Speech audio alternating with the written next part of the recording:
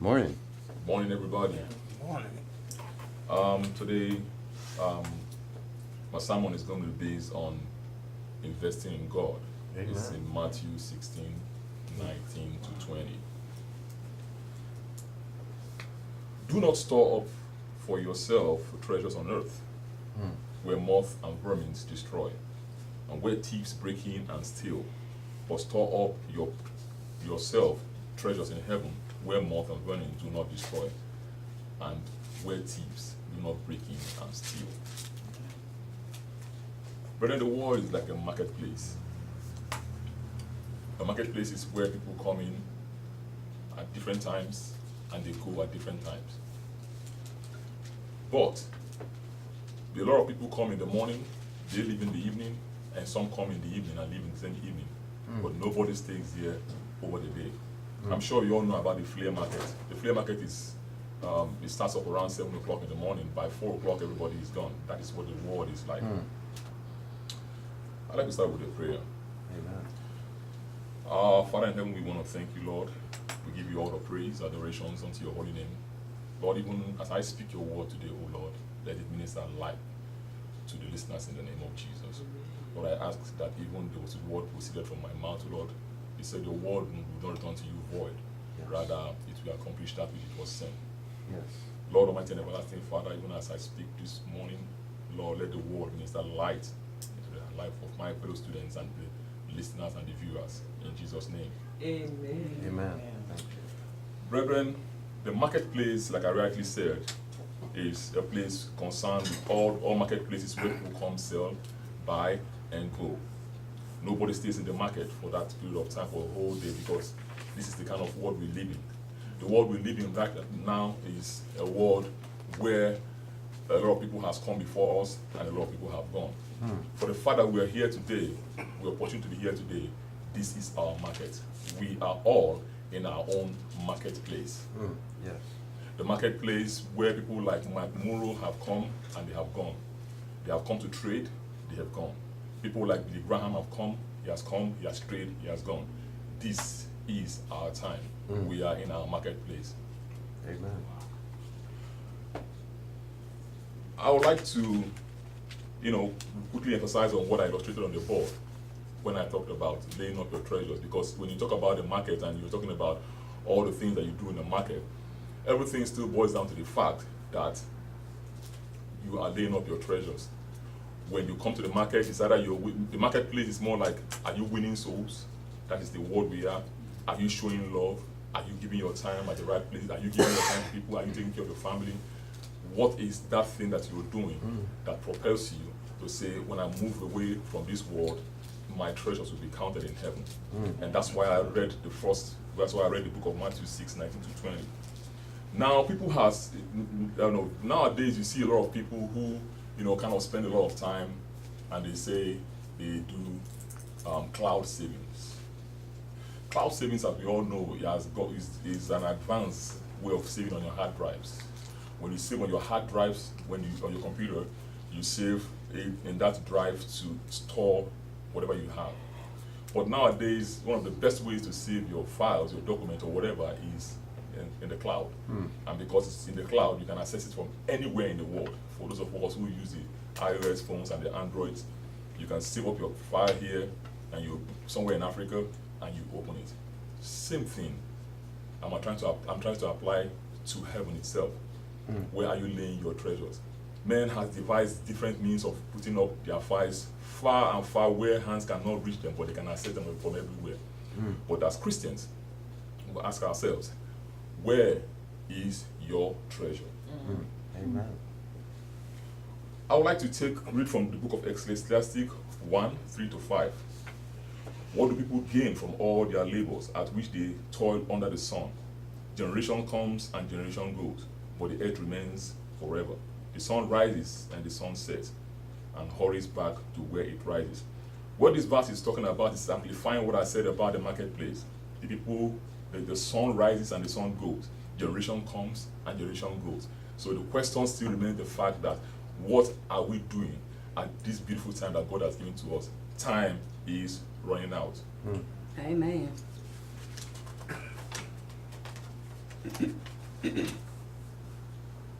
I'd like to start up a short story about a man called King Alexander, the king of Macedonia. Alexander was a great king. As a military commander, he was undefeated and the most successful throughout history. On his way home from conquering many countries, he came down with illness. And at that moment, he captured territories, powerful army, sharp swords, and wealth. And he realized that death will soon arrive and he will be unable to return to his homeland. He got very sick after he has conquered so many nations. And this is one of a strong moral that I want us to take, that this world is vanity upon vanity is vanity. Just like Amen. like you said. That's right. And the Bible, and when he was being taken away, I mean, after he has returned from war, that he got sick, he made 3 wishes. One of the wishes was that he said that when they put him in the coffin, he said that when they put him in the coffin, that the 4 physicians, the best doctors in the world, should carry his coffin. The second wish was that when they put him in the coffin, that they should make sure that they line up all his treasures on the road as they walk towards the cemetery. The gold, the silver, the money, line it up until they take him all the way down to where he's going to be buried. And the third wish was that they should cut the sides of the coffin open, that his hands will be out and be dangling as they carry him to his burial.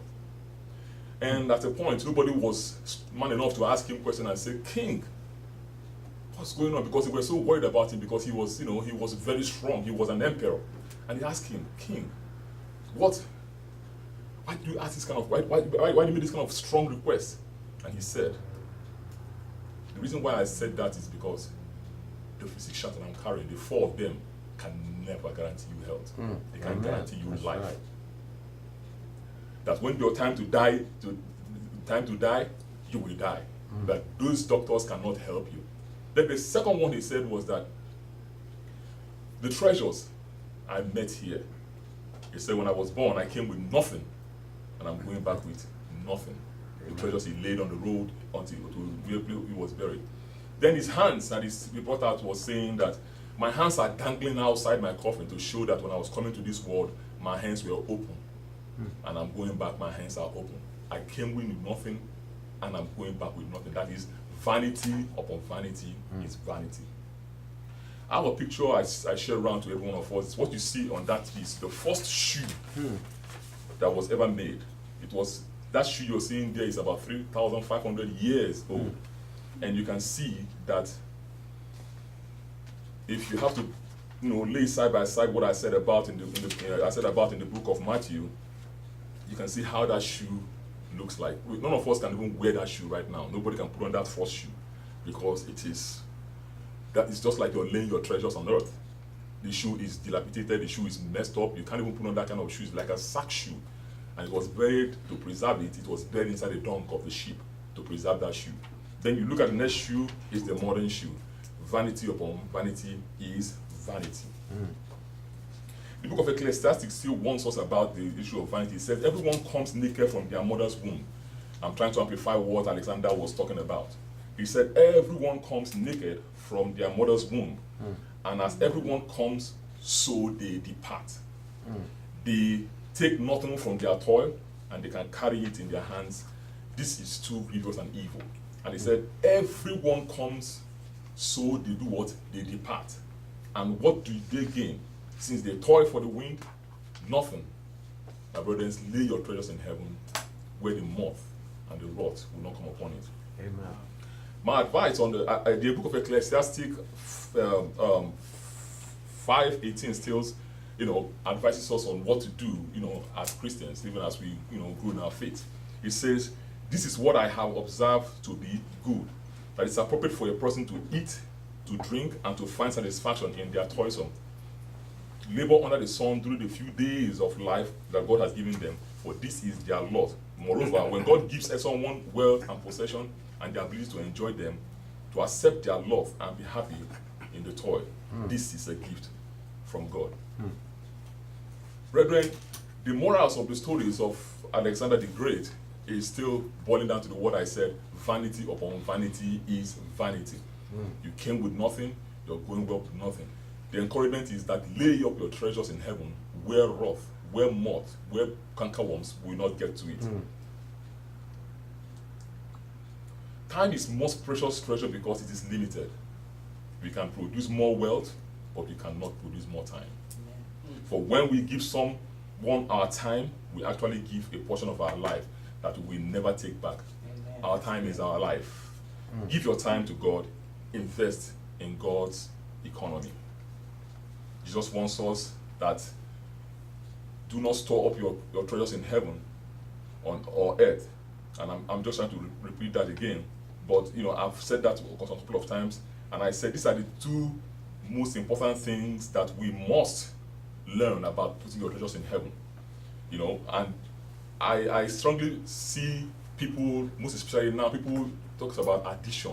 I want everything, I want to acquire everything, I want to get it. You see people do garage sales, and the reason why they do garage sales is because they have so much in their house to push out. And that is more like when we're talking about laying up your treasures in heaven. It is more like when you push out all those things, you have relieved yourself from the burdens of things that are surrounding you, about things about life. But when you focus more on your prayers, focus more on your time, focus more on helping others, focus more on evangelism, you will see that you're laying up your treasures even in heaven, as Jesus Christ has required us to do. Two ways that you can store up your treasures in heaven. Avoid obsessive accumulation. All right. There is nothing inherent wrong with wealth. Let's not go about that. There's nothing bad about being rich. But God, the one who generously gives people success with resources and money. But when we become more concerned about the gift rather than the giver, possession becomes toxic and pointless obsession. With wealth ruins our relationship with God and with other people. God cares more about the condition of our heart than the condition of our wallet. Amen. That's good. That's why He shows us that shows us His very best. That's why God is so merciful to us. Another thing about stocking up your treasures in heaven is don't stockpile what are valuable on earth. I mean, stockpile what valuables is in heaven. It's our stuff. If our stuff stays here, what treasures we have in heaven? There must be a difference between our possession and what's valuable to God's economy. Brethren, for the present suffering of these days cannot be compared to the glory that will come later. So let us remember, always remember that our economy is better off in the hand of God than in the hand of men. Amen. I'd like to tell you a little story about myself when I was growing up. When I got married, I bought my first car, and I bought a Mazda. The Mazda was a one-door coupe, and I was so much in love with the car that I thought that I had everything in the world, because apparently it was the first car I bought, and I was, and I stayed in a very short street, so most times, because of the obsession I have for the Mazda, I come out every day to wash the car. I wash it sometimes 2 times a day, sometimes 3 times a day, because I was obsessed with it. There's an African proverb that says that when you buy a new underwears for a young boy, he goes to the bathroom every minute. You know why he goes to the bathroom every minute? He wants to go and see the underwear. If you buy an underwear that is Superman, because he's young, he's 2 years old, he tells you, Mom, I'm going to the bathroom. When he goes to the bathroom, he's not going to use the bathroom, he's going there to see the underwear because he loves it, because he can't open the underwear in the public. So that same thing was one of the things that I was going through as a young boy, as a young man. I had a car and I was so obsessed with the car. Every minute I'm outside washing that car. Every minute I started washing that car. And at a point in time, I started seeing that my family was growing, and I said I was about to move from that house. So we moved with my family. I had my first daughter then. We moved to a new apartment. And when we got there, it was a bigger place, 3-bedroom, beautiful environment. And I found out that my car that I so much love could not fit in that environment, because I was coming from a low, kind of a low life, and I was coming to somewhere that is more exposed. And I found out that in the chains of the cars that were in the compound, my car was completely off. This had an exclusive car. You see Porsche, you see the kind of cars they have, but my car was completely out of, it was out of, how do I put it? It was, oscillated. So I I was worried. One morning, one of my neighbors just walked up to me and said, Cosmos, can you move your car out so I can move my car in since you go out first in the morning? So when I went to move the car, he said something. I didn't hear what he said. My wife heard what he said. He said, don't you think this your car needs recycling? That was the biggest blow in my life. I didn't even hear, at the first time I didn't hear what he said until my wife came back and said, did you hear what that guy said about you? I said, what? She said that your car should be recycled. I said, what? Recycle my car? And from that first day, I started working so hard, I started working hard. I started trying to see if I can meet up, because now, at a point in time, when God blessed me so much, I bought the first one, but because I was trying to impress men, I bought the first one, bought the second one, bought the third one. At a point in time, my landlady called me and said, excuse me, sir, please, you can only park just one car in this, so my two cars were outside. So I have to park one, have one car in and one, two was outside. And at a point in time, as I was going, I started asking myself, what are you doing? Amen. Where are you laying up your treasures? You're laying up your treasures so that men can appreciate you. You're laying up your treasure on earth. Where this car, like I'm talking to you right now, none of those cars, they are nowhere. I can't find those cars. Some of them, one I sold, the other one, got, messed up. I don't have any. But where I'm pointing at is that what was I doing at that point in time? What I was doing at that point in time was I was focusing on the things of this earth. If I have channeled that money to the church for evangelism, channeled the money to go buy musical instrument for the church, by now I should have known where I've done for God. So I will always push that back to every one of us, that we should always try and move up and let our treasures be not on earth, where moth, like the Bible says, and cankerworms will eat them up.